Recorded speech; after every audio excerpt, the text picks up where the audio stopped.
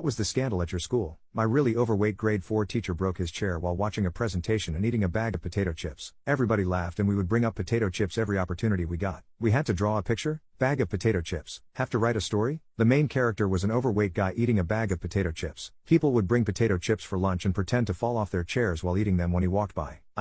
There were potato chip jokes going around left, right and center. The best potato joke, however, was during Halloween. A kid came in a potato chip costume. This kid literally came in dressed as a potato chip, and while we were watching a movie, he stood up and interrupted because he wanted to give a presentation. The presentation was information about different brands of potato chips, about made-up statistics of the chips increasing your likelihood of breaking chairs. It got to the point where potato chips were banned in our school. He took his life 2 weeks later and everyone in our class felt absolutely guilty. Years later I found out he was going through other stuff. Depression, substance use issues, but for a bunch of 9-year-olds, we were convinced it was because we made fun of him for the potato chips incident.